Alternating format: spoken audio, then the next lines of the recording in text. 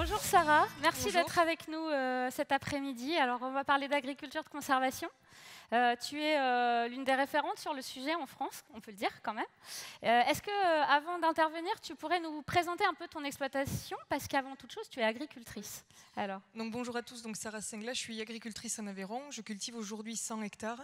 Donc, je fais du triticale semence, dactyle semence, de la luzerne, des prairies, pas mal de couverts végétaux.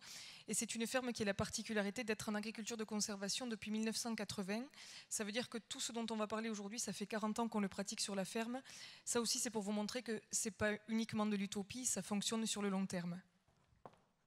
Donc, l'exposé de cet après-midi, je l'ai intitulé « Agriculture de conversation », pas de conservation, parce que vous allez voir, c'est un sujet qui est en fait passionnant et qui nous demande tout simplement de remettre de l'agronomie au cœur des systèmes.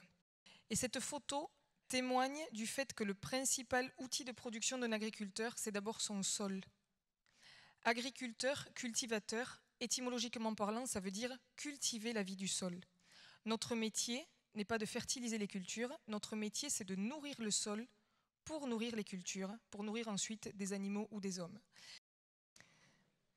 Il y a un proverbe qui dit « Quand on veut faire quelque chose, on trouve des moyens. Si on ne veut pas, on trouve des excuses. » Alors pour vous montrer que c'est possible partout, ceux qui ont peur parce qu'il fait soi-disant trop froid, ici vous êtes au sud du Dakota aux États-Unis, ils sont en train de semer dans la neige. Pour ceux qui auraient peur parce que c'est soi-disant trop sec, là vous êtes dans un vrai désert, on est en Afghanistan, ils sont en train de semer. Et pour ceux qui auraient peur de s'embourber parce qu'il a trop plu, ici c'est un semis direct de maïs dans un couvert végétal et vous voyez que le sol est portant et qu'on peut arriver à cultiver. Mais ça demande de changer de regard. Et il y a une phrase qui dit que la difficulté, c'est pas de comprendre une idée nouvelle, mais c'est d'échapper aux idées anciennes.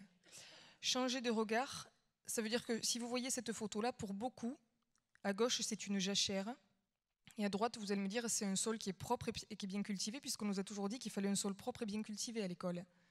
Mais si on doit changer de regard, personnellement, ce que je vois à gauche, c'est un sol qui est vivant, c'est un sol qui va stocker du carbone, c'est un sol qui va recycler des éléments minéraux, qui va permettre de nourrir un troupeau ou un méthaniseur, s'il y a des projets de méthanisation, alors que sur la partie droite, on a un désert.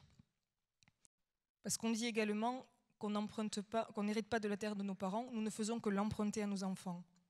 Donc nous avons le devoir de régénérer les sols pour ceux qui vont nous succéder. Pour vous montrer que la matière organique, c'est vraiment la clé dans la fertilité des sols, là vous voyez c'est la même texture, c'est-à-dire la même origine de roche-mère dans les deux cas.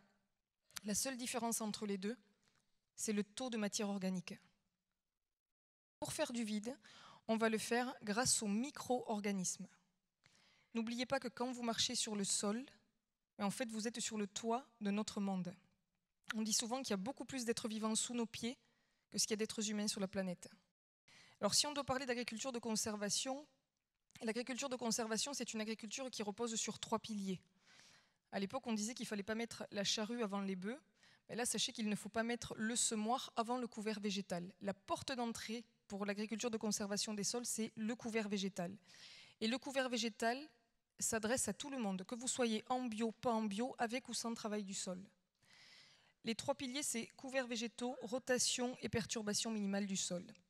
Et se dire aussi que les couverts, ce n'est pas tellement nouveau. Ils l'enseignaient déjà à l'école. Il y a 100 ans, au certificat d'études, ils apprenaient que le maintien d'une terre en jachère nue doit être considéré comme une mauvaise opération financière. Mais quand on parle du couvert, considérez-le comme un couteau suisse. Et sachez transformer cette contrainte en opportunité. Grâce au couvert, on pourra gérer des adventices, on pourra lutter contre l'abattance et l'érosion, piéger des nitrates, structurer le sol, produire du fourrage. De temps en temps, ça peut devenir de la double culture. On peut également produire de la biomasse et accroître la biodiversité. Ça fait tout ça, mais c'est surtout rentable. Donc le couvert végétal, ne le considérez pas comme un coût, mais comme un investissement.